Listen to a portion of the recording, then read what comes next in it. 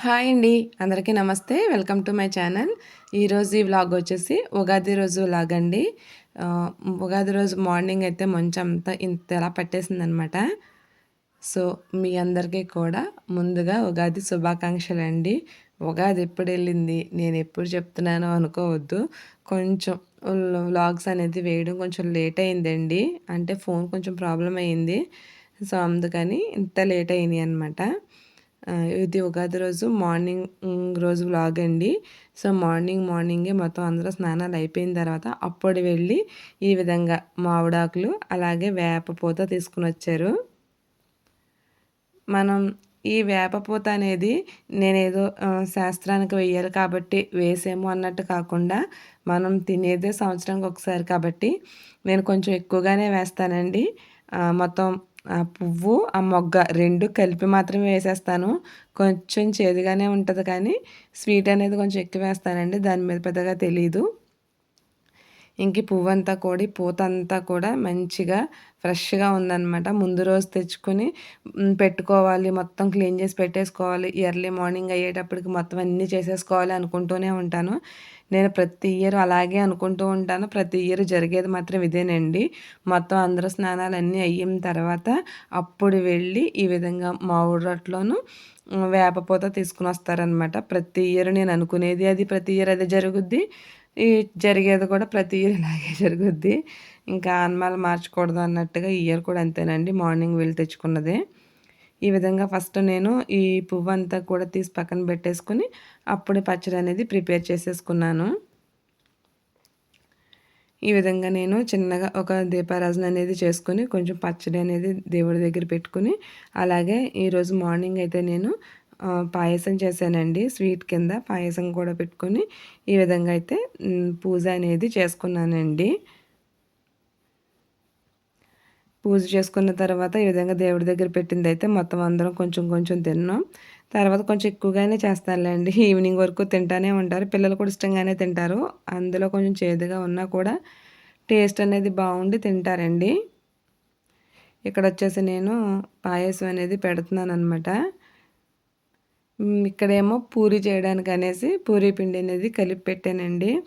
యాక్చువల్‌గా పూరి, పాయసం కాంబినేషన్ అనేది చాలా బావుంటది. నాకైతే చాలా ఇష్టమండి. మా ఇంట్లో ఈ కాంబినేషన్‌లో నేనే తింటాను.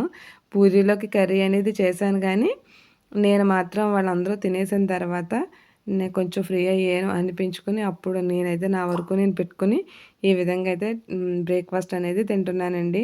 ఈ కాంబినేషన్ అనేది చాలామందికి అంతగా నచ్చదు కానీ ట్రై చేయండి. చాలా బావుంటది. ఇదొచ్చేసి మనకి 5 లీటర్స్ ఆయిల్ టిన్స్ ఉంటాయి కదండీ! సో, దాన్ని నేను మొన్న ఈ విధంగానే షార్ట్స్ చూస్తుంటే నాకు కనిపించిందండి. కనిపిస్తే బావుంది కదా అని కొంచెం ఫ్రీగా ఉన్నాను కదా అని కట్ చేసైతే చేశాను. నా దగ్గరున్నటువంటి కలర్స్ అనేది వేశానండి. కలర్స్ కూడా మంచిగా కలర్ కాంబినేషన్ అనేది మంచిగా చూసుకొని వేసుకుంటే మనకి ఈ ఎలిఫెంట్ లుక్ అనేది ఇంకా బావుంటుందండి. ప్రెజెంట్ అయితే నా దగ్గర ఏ కలర్స్ ఉన్నాయో అవే వేశాననమాట. నా దగ్గరేంటంటే, ఏదైనా ఒకటి కొత్తగా చూసాననుకోండి, నేర్చుకోవాలి అనుకున్నాననుకో, అప్పటికప్పుడు అయిపోవాలండి. కొంచెం అదొక్కటే నా దగ్గరున్న మైనస్ అనమాట. సో, చూసాను, కట్ చేసేయాలి, అప్పటికప్పుడు చేసేయాలి, ఎలా అయినా సరే వేసేయాలి అన్నట్టుగా నా దగ్గరున్న కలర్స్ అయితే వేసేసాను. మొత్తం అవుట్‌పుట్ అంతా కూడా చాలా వచ్చిందండి. కాకపోతే నేనేం చేశానంటే, ఈ లెగ్స్ దగ్గర కొంచెం ఆ కార్నర్స్ అనేవి కొంచెం తక్కువగా కట్ చేసుకొనుంటే ఇంకా స్ట్రెయిట్‌గా నిలబడడానికి అవకాశం ఉండేది. నేను కొంచెం ఎక్కువగా కట్ చేసేసాను.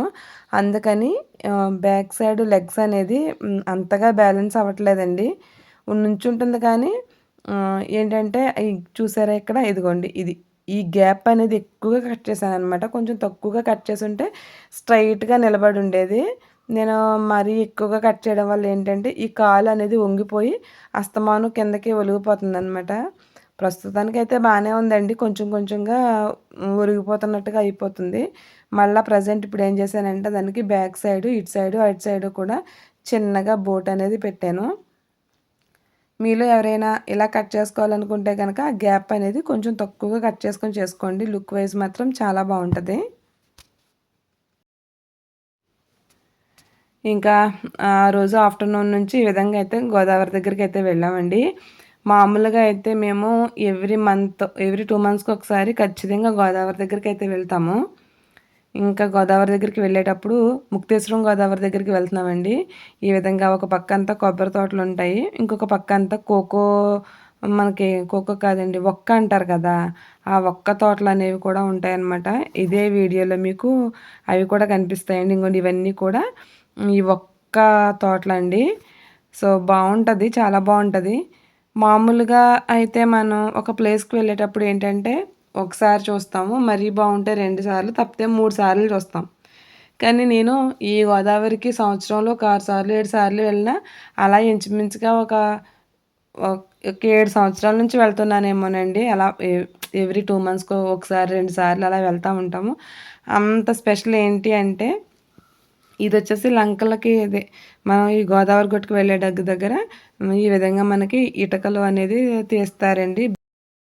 ఇది ఎందుకంటే సమ్మర్ కదండీ! ఇప్పుడే చాలా ఎక్కువగా తీస్తారు. ఇంకా ఇన్ని సార్లు ఎందుకు వెళ్తాము అంటే, అన్ని సార్లు వెళ్ళినా ఎందుకు బోర్ కొట్టదు అంటే, ఇక్కడ మనకి ఎలా ఉంటదంటే ఒకసారి వర్షాలొచ్చి, ఏదైనా వరదలొచ్చినియనుకోండి, మొత్తం మనం ముందు చూసిన దానికి ఇప్పటికి అసలు సంబంధమే ఉండదండి. మొత్తం వాటి రూపురేఖలే మారిపోతాయనమాట. ఇప్పుడు ఇది ప్రెజెంట్ సమ్మర్ కాబట్టి, ఇక్కడ ఈ విధంగా దిబ్బలు దిబ్బల కింద చాలా అక్కడక్కడ వాటర్ ఉన్నట్టుగా అలా అనిపిస్తది. అదే మనం కొంచెం వర్షాకాలంలో గానీ, వరదలు గానీ వచ్చినప్పుడు వచ్చామనుకోండి, మొత్తం ఇదంతా కూడా వాటర్‌తో నిండిపోతుంది. మళ్ళా వర్షాకాలం అంతా అయిన తర్వాత, మళ్ళా ఇక్కడ ఇదంతా కొట్టుకెళ్ళిపోయిన దగ్గర అంతా కూడా మనకి ఇదిగోండి ఇసుక అంతా కనిపిస్తుంది చూసారా? ఈ విధంగా దారి అనేది రెడీ చేసి, మళ్ళీ రేవ్ అనేది రెడీ చేస్తా ఉంటారు. ఇది కొంచెం వర్షాకాలం వచ్చినప్పుడు అసలు ఉండదండి. మళ్ళీ మళ్ళీ ఎవ్రీ ఇయర్ దీన్ని వేస్తానే ఉంటారు. ఇది మామూలుగా మనం ఎప్పుడు చూసినా కొంచెం కామన్‌గా కనిపించేది ఏదైనా ఉందంటే, ఈ ఒక్క దారొక్కటేనండి కొంచెం కామన్‌గా కనిపిస్తది. ఇంక రేవు దగ్గరికొచ్చేసరికి ఒక్కొక్కసారి ఇదే దారిలో వెళ్ళిన వెంటనే మనకి రేవులోకి వెళ్ళడానికుంటది. ఒక్కొక్కసారి మళ్ళా గోదావరి దగ్గర నుంచి వారగా నడుచుకుంటూ 1 కిలోమీటర్ అయినా ఉంటదండి. ఒకసారి లెఫ్ట్ సైడ్‌లో ఉంటది, ఒకసారి రైట్ సైడ్‌లో ఉంటది. అలా అనమాట. అంటే మనకి ఆ ఇసుక ఈ వరదొచ్చినప్పుడు ఆ దెబ్బలో ఎటు వేసినయి అనేది చూసుకొని మనకి ఆ రేవు అనేది రెడీ చేసుకుంటూ ఉంటారండి. అందుకే మనం ఎన్ని సార్లు వెళ్ళినా సరే, ఎప్పుడు వెళ్ళినా సరే మనకి గోదావరి అనేది కొత్తగానే కనిపిస్తదనమాట. ఏదో ఒక మార్పు వస్తూనే ఉంటదండి దానికి. అందుకని మనకి ఎన్ని సార్లు వెళ్ళినా సరే బోర్ కొట్టదండి. ఇదిగోండి ఇదంతా చూసారా? ఒకప్పుడు ఇదైతే మనకి ఇలాగ మనం వచ్చిన వెంటనే స్ట్రెయిట్‌గానే ఈసారి రేవ్ అనేది స్ట్రెయిట్‌గానే రెడీ చేశారనమాట. జస్ట్ మనం అలా హ్మ్. మనం ఇప్పుడు ఏ దారిలో వచ్చామో ఆ దారి నుంచి ఏ విధంగా స్ట్రెయిట్‌గానే రేవ్ ఉందండి. ఒక్కొక్కసారి లెఫ్ట్ సైడ్ లోపలికంటే వెళ్ళాలి. ఒక్కొక్కసారి రైట్ సైడ్ లోపలికంటే వెళ్ళాల్సుంటుంది. మనం ఇక్కడికొచ్చి మనం గొట్టు మీద ఉండి చూసినప్పుడు పంటి ఈ విధంగా ఖాళీగా ఉన్నట్టు అనిపిస్తదండి. వితిన్ ఒక 10 మినిట్స్‌లోనే మొత్తం అంతా నిండిపోతారు. పంటనేది స్టార్ట్ అయిపోద్ది. మళ్ళా చివరికి వెళ్ళి మళ్ళీ ఒక 5-10 మినిట్స్‌లో మళ్ళీ అక్కడంతా నిండి ఇవతలకొచ్చింది మళ్ళీ నిండిపోద్దనమాట. అసలు ఆ జనం ఎప్పుడొస్తారో, ఎక్కడి నుంచొస్తారో కూడా తెలీదు కానీ ఎప్పుడు తిరుగుతానే ఉంటాయండి పంటలు మాత్రం. ఇంకా ఇది చూసారా? ఇదంతా మేము రైట్ సైడ్‌కి నడుచుకుంటా వెళ్తుంటే ఈ విధంగా ఉందండి. ఒకప్పుడైతే ఇవన్నీ కూడా మనకి సీమ చింతకాయలంటారు చూసారా? ఆ చెట్లతోటి, మునగ తోటలతోటి చాలా ఎక్కువగా ఉండేది. మొత్తం అదంతా ఒక 2 ఇయర్స్ బ్యాక్ వచ్చినటువంటి వరదకి అదంతా కొట్టుకుపోయి ఫైనల్‌గా అయితే ఈ విధంగా మిగిలిందండి. ఇప్పుడైతే ఈ విధంగా ఉంది. మళ్ళీ మళ్ళీ వర్షాలొచ్చి, మళ్ళీ వరదలొచ్చినప్పటికి మళ్ళీ ఏమైపోతుందో తెలీదు. మీకు లాంగ్‌లో ఒక పిల్లర్స్ కనిపిస్తున్నాయి చూసారా? ఒకప్పుడైతే మనం దగ్గరగా పిల్లర్స్ దగ్గర అంతా ఇసుక కిందే ఉండేదండి. అక్కడికెళ్ళి కూర్చొని ఆడుకునే విధంగా ఉండేది. కాకపోతే అదంతా కొట్టుకుపోయి మొత్తం అంతా వాటర్ అనేది బాగా ఫ్రంట్‌కయితే వచ్చేసిందనమాట.